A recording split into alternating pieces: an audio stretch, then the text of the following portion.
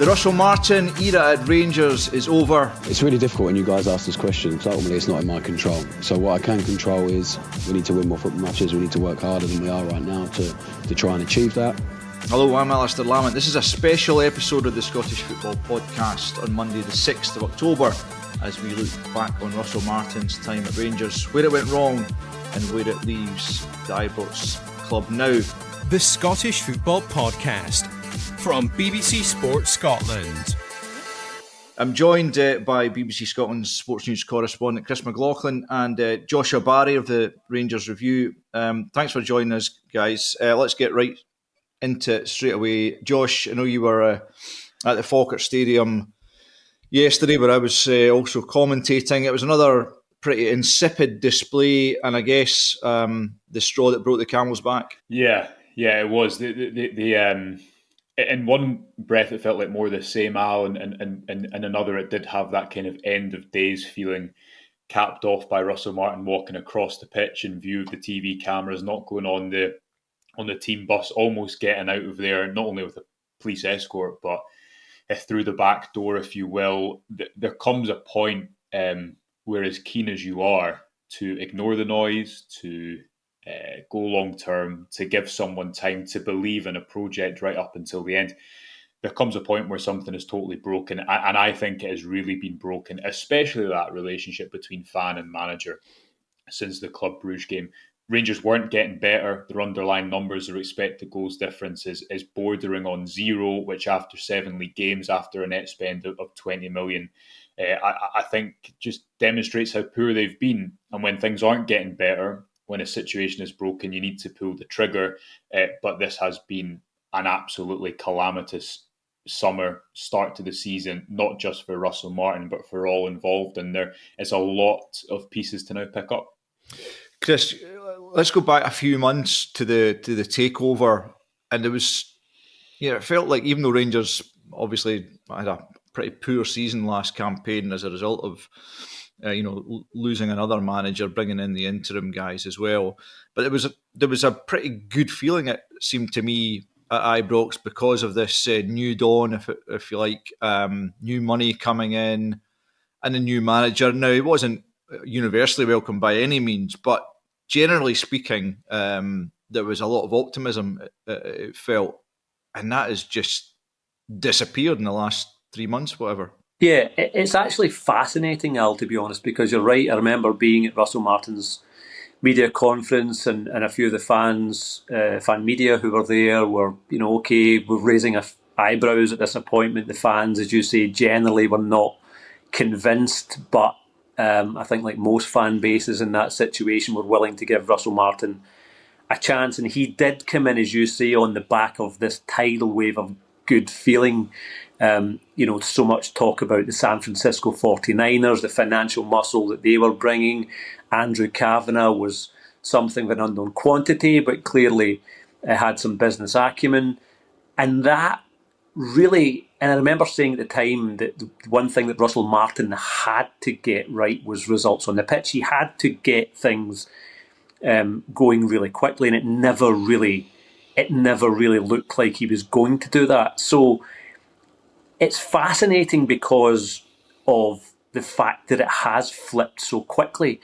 What I think will be really interesting is whether or not that goodwill towards the owners, not just the board, but the owners, is eroded. And I think a lot of that, Al, is probably going to come down to whether or not they make further changes. That the fans want Patrick Stewart and Kevin Thelwell, the chief executive and sporting director, to go as well. Will they get another crack at this? I remember being at that media conference and them both saying that Russell Martin was the standout candidate. Looks a bit foolish now to say that. So I think that's the really fascinating part. Look, we can talk all day about who comes next, and there will be another manager in a short space of time, I would think. But I think that's going to be fascinating with the makeup of Rangers, with that goodwill that was there towards the new owners. They've got the first big decision spectacularly wrong, or the men that they charged to make that big decision, they've got that spectacularly wrong. What will come from that, I think, is fascinating. There's so many strands to this. I have to admit, Josh, I'm not sure where you fell on this at the time, but I thought Russell Martin might well be a good appointment. I know that things ended badly for him at Southampton, but I thought generally his ethos sounded good. Obviously, he spoke a good game. And, people like Stephen Naismith, who I spoke to quite a lot of length about, I know he's friends with him, but he was enthusiastic about it. I mean, it just almost from the off, even though they got the initial results against Panathinaikos and Victoria Pilsen, those results were almost because those two teams didn't have anyone who could finish their chances. Yeah, I mean, Russell Martin, as I mentioned, he spoke well, or at least he appeared to at first. But all the things that he was promising the Rangers fans in terms of the type of team they were going to be, it just never materialised, did it? No, the line that stands out to me, Chris, is saying that line of the standout candidate is the one that he remembers. The one I remember of a few from that announcement day was Patrick Stewart saying we've got to build the plane while flying it. And they've done neither. The idea has not got off the ground. And if you go to Russell Martin, for me, the line from him that almost gave us a bit of a peek behind the curtain as to why it went wrong was after the 1-1 draw against St Mirren, which was the third successive 1-1 draw to start the league season, amidst the backdrop of Celtic having their own crisis that Rangers haven't really been able to apply sufficient pressure upon or exploit. And Russell Martin said, and I'm paraphrasing a little bit, but he said, it's not the end of the world. Normally, we'd only be 2 or 3 games into a season by now. And the point he was making is, at the jobs he's been at in the past, it starts to click maybe after September. The transfer window closes. Players get a grasp of the idea and can start to implement it. For me, Al, it feels like the wrong place at the wrong time. Yes, Russell Martin had a demonstrable track record of implementing a style of play, but to do it up here in the pressures and the glare, when you are signing 13 new players and getting rid of a load of new players, and to be so dogmatic, so incredibly dogmatic at the start. And that's what leads up to the real breaking point for me. Bruges 6-0 away from home, 9-1 on aggregate, a result that I think could have been worse on the night. It felt like Bruges even took their foot off the gas. That was a culmination of, I think, Rangers biting off more than they could chew too soon, not implementing and not buying a new spine to this squad. And fundamentally looking at, I think, what Russell Martin's football looked like in best practice and not paying enough attention to what are the difficulties going to be to getting there, and failing to consider how much that would impact the implementation period of it. So I agree with you on the surface of things. You could understand he presents well, could come across as a figurehead.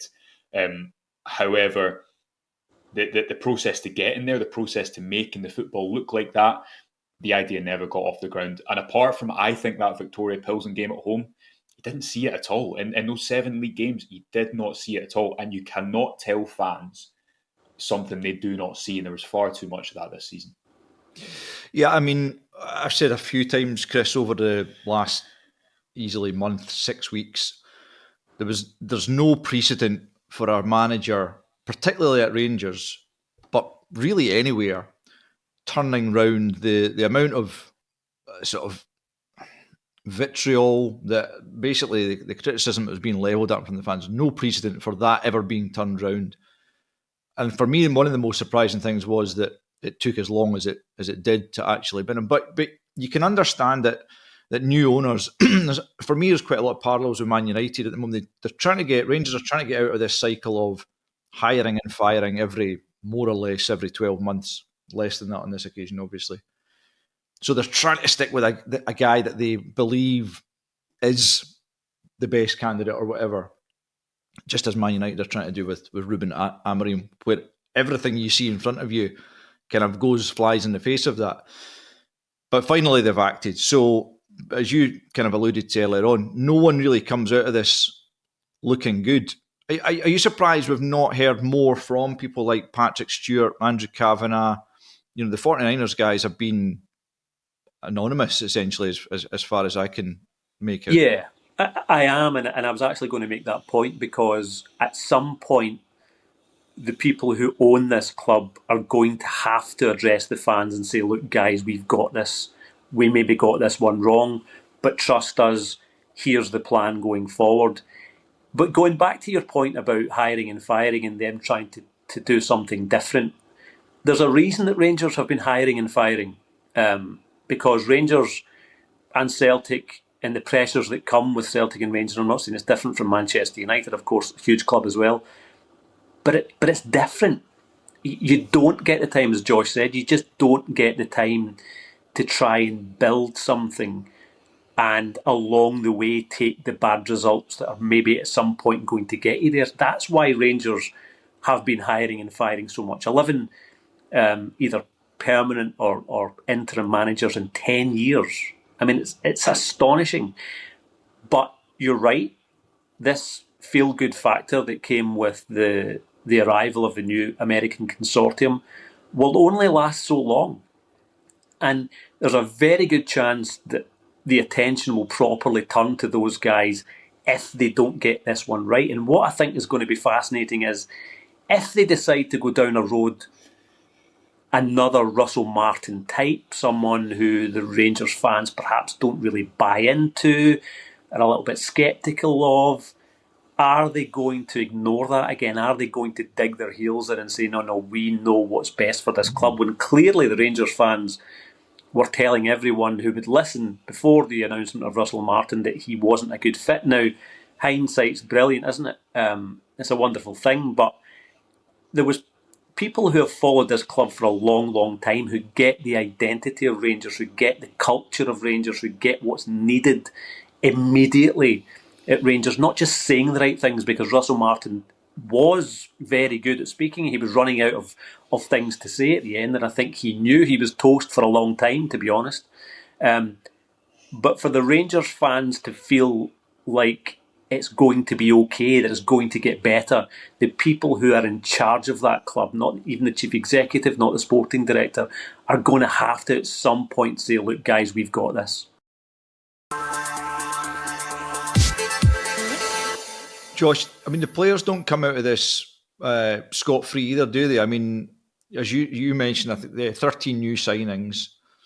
Sort of half a dozen of them probably have been regular fixtures in the starting 11. But I mean, JD Gassama's probably shown up quite well. Like, he's been kind of, in attacking terms at least, the kind of shining light for Rangers this season. Jack Butland, who's obviously not a new signing, has had a pretty good season as well. Beyond that, I mean, you're struggling to make a case for too many, and particularly the guys who have come in. I'm thinking of Telo Osgar, who came in with a pretty big reputation. And they spent decent money on him. They've obviously Youssef Chermiti. It's kind of too early to judge the young man, but he comes with a big transfer fee and so on. What I'm getting at here is, do you think, because some people have said to me the recruitment's been poor, and I'm not sure that it has. Maybe it has. You could definitely make a case for that.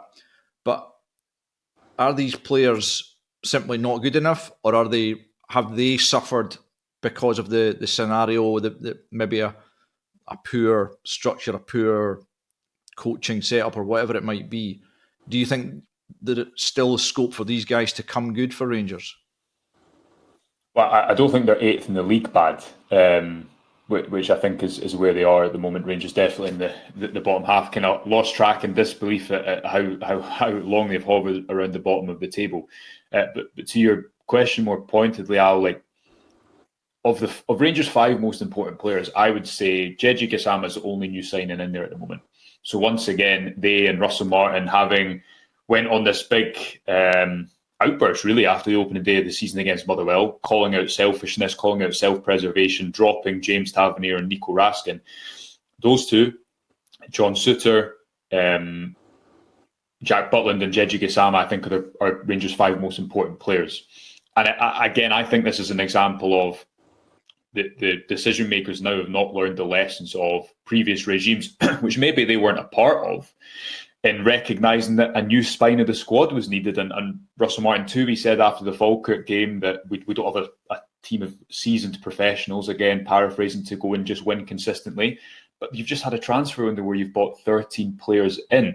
And And I think that, to your point about Amorim and Man United, this feels to me like it's been done backwards, Al, and that only a few months ago, Patrick Stewart appointed Barry Ferguson as interim manager, who was hell-bent on getting the job, and understandably so, rather than spending the end of the season then transitioning into what was a huge new cultural fit, a huge change in style of play, a complete overhaul. It was almost like, right, we'll just press start on June the 1st and it's a clean slate, and the fans are just going to have to understand that. It just doesn't work like that. People have been going to Ibrox for over a decade, not seeing Rangers win. They've only won one title in far too long. And when it's already an unpopular appointment, okay, maybe in the past there was too much emotion in making decisions. You can't completely disregard it whatsoever. Do that at your peril, because you need to. You see what Derek McInnes has done at Hearts? He's leveraged the emotion of the fans. He's leveraged where the club has been. It felt as if Rangers have not cared for that, where they've been in their decision making, and they've woken up too late. It's been done backwards, and I don't think the recruitment by any means has been fantastic. Deals like the Trimiti deal again, a lot of questions are going to continue to be asked about that. The squad are better than they are, but the spine has not been addressed. And anyone who watched Rangers over the last couple of seasons could see that. That was a very obvious point, but it was not addressed over summer. Do you imagine, this is to both of you really, Chris, you can maybe pick up on it first, that succession planning has already, like it had begun a number of weeks ago when clearly things weren't going right? And I know the new owners initially said, they backed Russell Martin, but presumably, especially guys with that business acumen, they've got to have been doing their due diligence behind scenes, surely. Well, listen, I've spoken to many chief executives, as have you, Al, over the years, who will tell you that as soon as a manager comes in or a head coach comes in, they start to look already at succession planning. So Rangers should have been fairly far down the line or way down the line in succession planning anyway. Whether or not that was accelerated, given some of the early results, I would hope so. I think that's going to depend on, or it's going to be evident fairly soon, just how much succession planning they've been doing. If the Rangers board, they keep using this word transition, and even in the statement yesterday they talked about in the transition period, things are very difficult. And I get the transition thing. But if they genuinely thought, even a few weeks ago, that there was a chance of this turning around, then there's a huge amount of naivety about that. Because I think anyone who's been around the Scottish game for any length of time could have seen a long time ago that there comes a point where you pass the point of no return, and he had passed that, I think, even perhaps before Bruges away. So succession planning, they should have been doing succession planning. Whether or not and how far down the line they are with that will, I suppose, be determined over the next few weeks. I don't know what they will say. It was a very short statement last night, wasn't it? They did say that more updates could follow. When? I don't know. I spoke to someone at the club today, and they said they weren't sure whether or not there was going to be another update. But they really need to try and address the fans and let them know what comes next, or a timeline, or even something to say, look, we're working hard on this. We've identified candidates, blah blah blah. Okay. Yeah, just to follow on from that then, Josh, assuming, let's say, that those plans have begun already, do you have a sense of the kind of characters who are likely to be involved in the shortlist, and who Rangers supporters would be keen to see come through the door next? Well, I think the capital has been used up on to use words like project and transition and big ideas. That just won't be accepted at the moment. And naturally, if the next appointment is not a unifying figure, of which there's only, I think, a couple that would qualify as that at the moment, then that person is going to be under a lot of pressure too, because of what's materialised. And that ties into this idea that Rangers have done this backwards a bit, rather than building up and maybe getting in a bit of a middleman this year and getting the squad ready for a new style of play, maybe winning something this season. They've went in almost cold turkey to try and become a philosophy club or and mould the style of play inside a couple of months. It's failed spectacularly, and as I say, now they're left to pick up the pieces. The obvious candidates I think that would be unifying is obviously Steven Gerrard, for whom the timing wasn't right this summer, but he's been out of work for a while. There would be the added element of would Michael Beale come back with him, but again, I think after this era of Russell Martin, I think that will be much less of a factor than it would have been in the summer. Not for everyone, of course, but that's the general mood that I think exists at the moment. Derek McInnes is doing a very good job at Hearts. Would he be considered? Would he want to leave Hearts at the moment for the type of role he was doing? I don't think there's an obvious go and get him. Kevin Muscat has been heavily considered before. Gary O'Neill was considered in the summer. But the issue they have, Al, is the statement that Chris used, standout candidate. That is what Russell Martin was after a long, lengthy, drawn-out process. That raises a lot of questions and will increase the pressure on this next hire because of the extent to which Rangers spoke about how difficult it was for Russell Martin to get this job in the summer. Do you think that his departure will be the only one in this process? As Chris mentioned, the fans not particularly enamoured with either Patrick Stewart or Kevin Thelwell. Do you think we could see a bit more of a restructuring, if you like, or will it simply be a new head coach that comes in, do you think?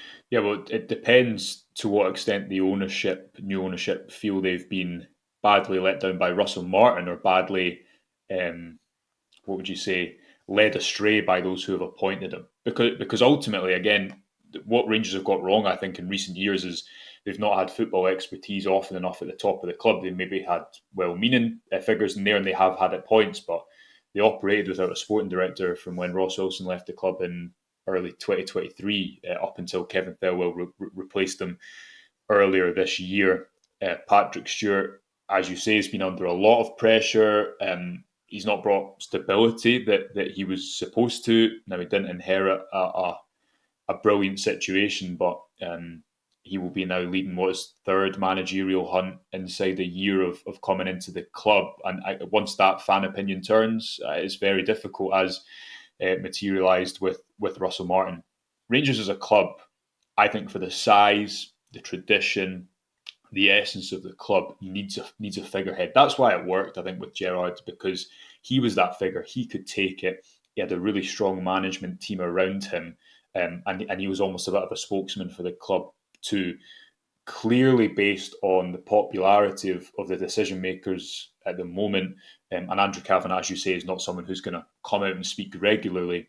The new manager or head coach needs to have that. They need to have an element of unifying things, of somehow getting the fans back on side. And that, I hope it will have been learned in this process. But I think that was already evident before Russell Martin was appointed too. It's just taken another iteration of this managerial sacking cycle for maybe it to materialise under the new ownership. Yeah, just to finish up then, Chris. I mean, obviously the international window is often a time where you see these sackings taking place. Would you expect Rangers to have appointed someone new before the domestic game returns in a couple of weeks? The honest answer, Al, is I don't know. And I think if anyone says they do, they're at it, because we don't know what the intentions of the owners are, first and foremost. Will there be a further restructuring, as Josh said? Do they still have faith in Kevin Thelwell and Patrick Stewart to get it right? We don't know. I did hear that there were discussions happening in the US today. I'm not saying specifically about that, but I would be very surprised if the owners are not at least looking at the possibility of a further restructure. Of course, Rangers could be doing with that, and if they are, as you mentioned this succession planning. If they have been doing their succession planning properly, and if they have been accelerating that succession planning, then there's no reason why they couldn't. The other thing, and I know we're going on a bit of a tangent here, the other thing you have to consider is how attractive Rangers would be right now to a new manager. 8th in the league. They've spent their money for the transfer kitty. They still have to pay off Russell Martin. How much money is going to be available for the next man to come in? They are at the very start of a season that's already not looking good. So that's a consideration. In terms of the stuff around Patrick Stewart in particular, I remember speaking to someone very well respected within the game, the UK game, in just after he was announced as the Rangers chief executive, and he said to me, look, he is head and shoulders, to use words, head and shoulders above anything Rangers have had recently. So I think that Patrick Stewart is very well respected among chief executives in UK football. But as we said earlier, Rangers is a very, very different animal. And if you don't get that success, and you are the man tasked with getting that success or getting the big decisions right, things can turn very quickly.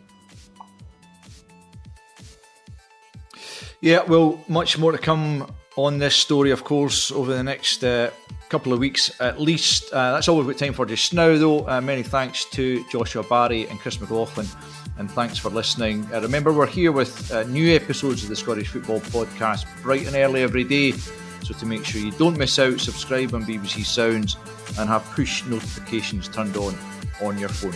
Bye for now. For everything you need to know about your team this season, download the BBC Sport app. All the latest news, goal updates, stats and scores, and insight and analysis. Just select your club to get the biggest stories and best content at your fingertips. What a result. Download the BBC Sport app for everything you need to know about your team this season.